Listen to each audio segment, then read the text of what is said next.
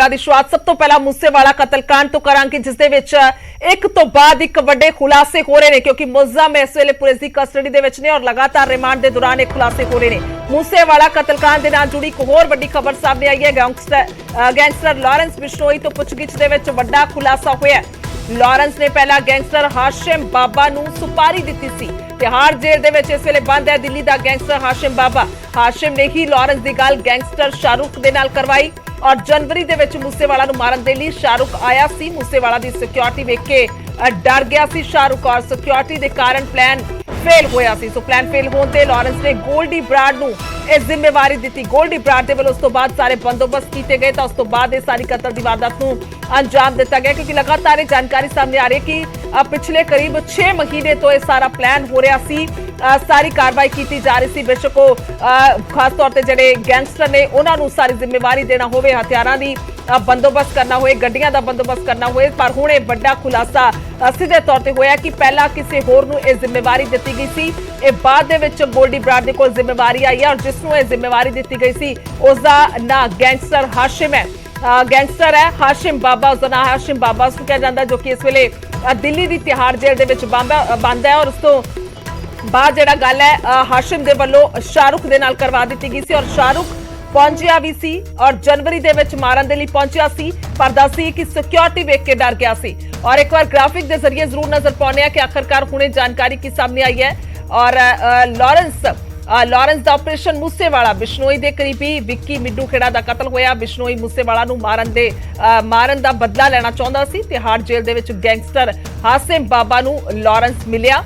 हाशिम दे राही Lawrence दा gangster Shahrukh दे नाल संपर्क होया तां लॉरेंस ने शाहरुख नूं मूसेवाला दे कतल दे लई किया और शाहरुख ने साथियों दे नाल मूसेवाला दे पिंड जाके रेकी की।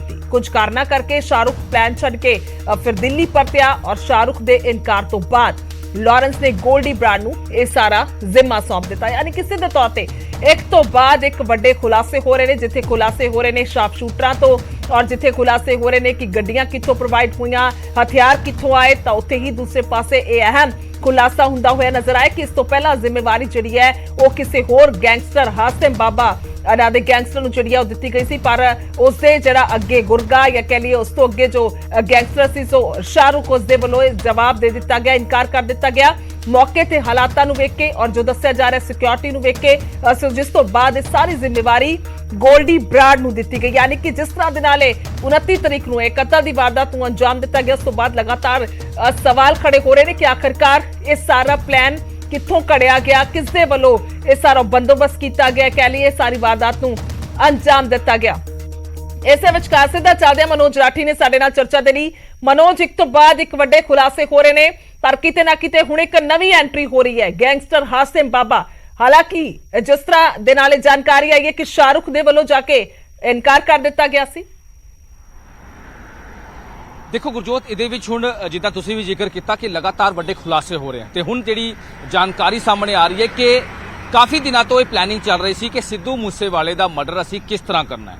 ਜ਼ਿੰਮੇਵਾਰੀ ਜਿਹੜੀ ਹੈ ਪਹਿਲਾਂ शाहरुख ਦਾ ਨਾਮ ਸਾਹਮਣੇ ਆਇਆ ਸੀਗਾ ਕਿਉਂਕਿ ਉਹ ਵੀ ਤਿਹਾੜ ਜੇਲ੍ਹ 'ਚ ਹੁਣ ਜਿਹੜਾ ਬੰਦ ਹੈ। ਇਹ ਵੀ ਦੱਸਿਆ ਜਾ ਰਿਹਾ ਕਿ ਲਾਰੈਂਸ ਦੇ ਨਾਲ ਕੰਮ ਕਰਦਾ ਹੈ ਤੇ शाहरुख ਦਾ ਜਿਹੜਾ ਮੀਡੀਏਟਰ ਹੈ हाकिम बाबा, ये भी गैंगस्टर है, ये तिहाड़ जेल च बंद है क्योंकि लॉरेंस की हाकिम बाबा नाल गल हुई सी कि असी सिद्धू मूसेवाले दा मर्डर करना है ते इहदे भी साडी हेल्प करो ते सारी इन्हां दी प्लैनिंग हुई। जनवरी च रैकी करन तो बाद पूरा मारन दी तैयारी सी, लेकिन उस टाइम सिद्धू मूसेवाले दी जिहड़ी सिक्योरिटी है वो बहुत टाइट सी। AK-47 दे नाल जिहड़े सिक्योरिटी पर्सनल ओहदे बिल्कुल नाल मौजूद सीगे, इस करके शाहरुख उस वेले वारदात नूं अंजाम नहीं दे पाया ते उन्हें जाके ये गल कही कि इस वारदात नूं अंजाम देण वास्ते ਵੱਡੇ ਲੇਟੈਸਟ ਵੈਪਨ ਜਿਹੜੇ ਹੈ ਉਹਨਾਂ ਦੀ ਯੂਜ਼ ਹੋਏਗੀ। ਜਿੱਦਾਂ ਅਸੀਂ ਗੱਲ ਕਰ ਲਈਏ ਪਹਿਲਾਂ 2018 ਚ ਵੀ ਸੇਮ ਸਲਮਾਨ ਖਾਨ ਦੇ ਕੇਸ 'ਚ ਵੀ ਇਹੀ ਹੋਇਆ ਸੀ। ਸੰਪਤ ਨਹਿਰਾ ਨੂੰ ਜ਼ਿੰਮੇਵਾਰੀ ਦਿੱਤੀ ਗਈ ਸੀ ਲਾਰੈਂਸ ਬਿਸ਼ਨੋਈ ਨੇ ਸਲਮਾਨ ਖਾਨ ਤੋਂ ਮਾਰਨ ਦੀ, ਲੇਕਿਨ ਸੰਪਤ ਨਹਿਰਾ ਕੋਲ ਲੇਟੈਸਟ ਵੈਪਨ ਜਿਹੜੇ ਹੈ ਉਹ ਨਹੀਂ ਸੀਗੇ, ਇਸ ਕਰਕੇ ਉੱਥੇ ਵੀ ਪਲਾਨ ਫੇਲ ਹੋਇਆ ਸੀਗਾ ਸਲਮਾਨ ਖਾਨ ਨੂੰ ਮਾਰਨ 'ਚ। ਇਸ ਕੇਸ 'ਚ ਵੀ ਸੇਮ ਇਹੀ ਗੱਲ ਹੋਈ। ਸਿੱਧੂ ਮੂਸੇਵਾਲੇ ਦਾ ਮਰਡਰ ਜਨਵਰੀ 'ਚ ਕਰਨਾ ਸੀਗਾ, ਲੇਕਿਨ ਹਾਕਿਮ ਬਾਬਾ ਦਾ ਨਾਂ ਜਿਹੜਾ ਇਸ ਕਰਕੇ ਸਾਹਮਣੇ ਆ ਰਿਹਾ ਕਿ ਲਾਰੈਂਸ ਨੇ ਸਭ ਤੋਂ ਪਹਿਲਾਂ ਜਿਹੜੀ ਪਲੈਨਿੰਗ ਕੀਤੀ ਹੈ ਉਹ ਹਾਕਿਮ ਬਾਬਾ ਦੇ ਨਾਲ ਮਿਲ ਕੇ ਕੀਤੀ ਹੈ।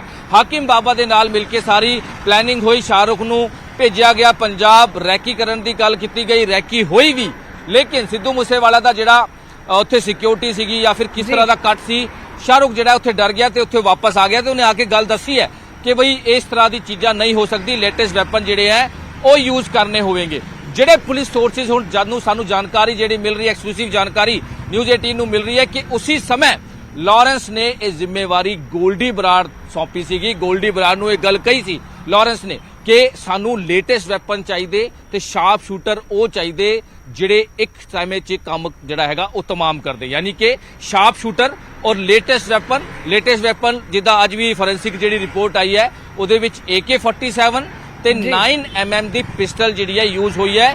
ਇਹ ਲਾਰੈਂਸ ਬਿਸ਼ਨੋਈ ਤੇ ਗੋਲਡੀ ਬਰਾੜ ਦੀ ਗੱਲ ਹੋਈ ਹੈ ਕਿਉਂਕਿ ਸ਼ਾਹਰੁਖ ਨੇ ਜਿਹੜੀ ਕਨਵਰਸੇਸ਼ਨ ਦੱਸੀ, ਸ਼ਾਹਰੁਖ ਨੇ ਜਿਹੜੀ ਪੂਰੀ ਰੈਕੀ ਦੀ ਵਾਰਦਾਤ ਦੀ ਗੱਲ ਦੱਸੀ ਲਾਰੈਂਸ ਨੂੰ ਕਿ ਉਹਨੂੰ ਮਾਰਨਾ ਆਸਾਨ ਨਹੀਂ ਹੈ।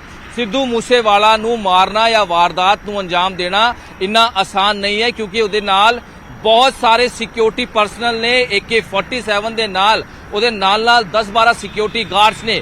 ਇਸ ਕਰਕੇ ਪਲਾਨ ਜਿਹੜਾ ਹੈ ਉਹ ਚੇਂਜ ਕਰਨਾ ਪਿਆ। ਚੇਂਜ ਕਰਨ ਵਾਸਤੇ ਜਿਹੜੀ ਲਾਰੈਂਸ ਨੇ ਉਸ ਤੋਂ ਬਾਅਦ ਜ਼ਿੰਮੇਵਾਰੀ ਸੌਂਪੀ ਗੋਲਡੀ ਬਰਾੜ ਨੂੰ। ਗੋਲਡੀ ਬਰਾੜ ਜਿਹੜਾ ਕੈਨੇਡਾ 'ਚ ਬੈਠਾ ਹੈ, ਫਿਰ ਗੋਲਡੀ ਬਰਾੜ ਨੇ ਆਪਣੇ ਤਰੀਕੇ ਨਾਲ ਸ਼ੂਟਰਸ ਨਾਲ ਤਾਲਮੇਲ ਕੀਤਾ।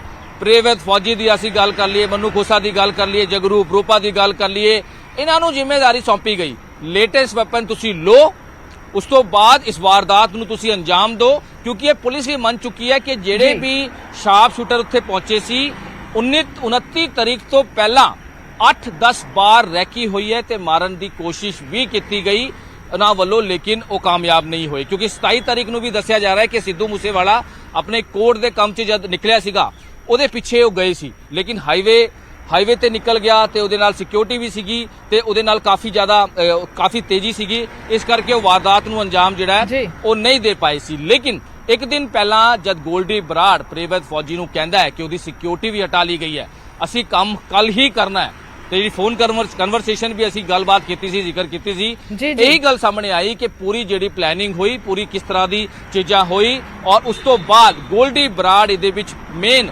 ਮਾਸਟਰਮਾਈਂਡ ਬਣकर ਸਾਹਮਣੇ ਆਇਆ ਤੇ ਪ੍ਰੇਵਤ ਫੌਜੀ ਜਿਸ ਤਰ੍ਹਾਂ ਦੇ ਹੋਰ ਸ਼ਾਰਪ ਸ਼ੂਟਰ ਨੂੰ ਜ਼ਿੰਮੇਵਾਰੀ ਦਿੱਤੀ, ਉਹਨਾਂ ਨੂੰ ਪੈਸਾ ਦਿੱਤਾ, ਉਹਨਾਂ ਨੂੰ ਹਥਿਆਰ ਪ੍ਰੋਵਾਈਡ ਕਰਾਏ, ਉਹਨਾਂ ਨੂੰ ਗੱਡੀਆਂ ਪ੍ਰੋਵਾਈਡ ਕਰਾਈ ਔਰ ਉਸ ਤੋਂ ਬਾਅਦ ਇਹ ਵੱਡੀ ਵਾਰਦਾਤ ਨੂੰ ਅੰਜਾਮ ਜਿਹੜਾ ਹੈ ਉਹ ਦਿੱਤਾ ਗਿਆ। ਤੇ ਉਸ ਤੋਂ ਬਾਅਦ ਵੀ ਗੱਲ ਇੱਥੇ ਨਹੀਂ ਖਤਮ ਹੋਈ, ਉਸ ਤੋਂ ਬਾਅਦ ਵੀ ਗੋਲਡੀ ਬਰਾੜ ਨੇ ਜ਼ਿੰਮੇਵਾਰੀ ਦਿੱਤੀ ਕਿ ਤੁਸੀਂ ਇਹ ਆਧੇ ਹਥਿਆਰ ਪ੍ਰੇਵਤ ਫੌਜੀ ਰੱਖੂਗਾ, ਆਧੇ ਹਥਿਆਰ ਮਨੂ ਖੋਸਾ ਰੱਖੂਗਾ ਤੇ 6 ਹਥਿਆਰ ਇੱਕ ਬੱਬਨ ਨਾਮ ਦੇ ਸਾਹਮਣੇ ਆਇਆ ਨਾ ਕਿ ਬੱਬਨ ਨਾਂ ਨੂੰ ਦਿੱਤਾ ਜਾਏਗਾ। ਬੱਬਨ ਜਿਹੜਾ ਹੈਗਾ ਉਹ ਹਰਿਆਣਾ ਦਾ ਰਹਿਣ ਵਾਲਾ। ਇਹ ਜਿਹੜੇ ਹਥਿਆਰ ਦੁਬਾਰਾ ਵਾਰਦਾਤ ਨੂੰ ਅੰਜਾਮ ਦੇਣ ਤੋਂ ਬਾਅਦ ਦਿੱਤੇ ਗਏ ਹਰਿਆਣਾ 'ਚ ਹੀ ਦਿੱਤੇ ਗਏ।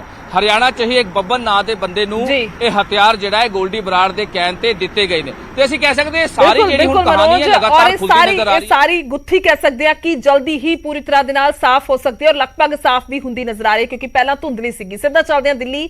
ਮਨੋਜ ਵਾਪਸੀ ਕਰਦੇ ਤੁਹਾਡੇ ਕੋਲ ਬਣੇ ਰਹੋ। शंकर आनंद ने साढ़े नाल। शंकर, जानकारी आ रही है कि दिल्ली की तिहाड़ जेल में बंद है ये गैंगस्टर हाशिम जिसका नाम लिया जा रहा है और उसको पहले जिम्मेदारी दी गई लेकिन उन्होंने आकर जवाब दे दिया। क्या कुछ आपके पास जानकारी?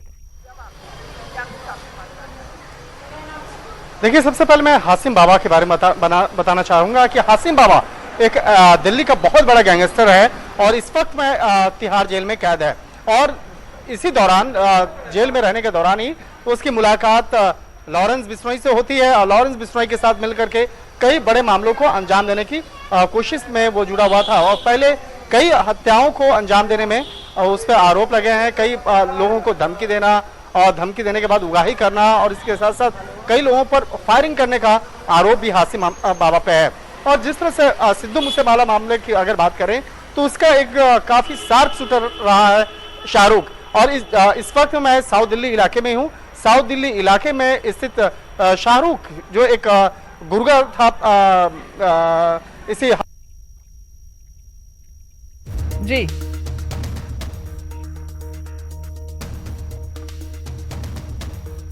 जी शंकर,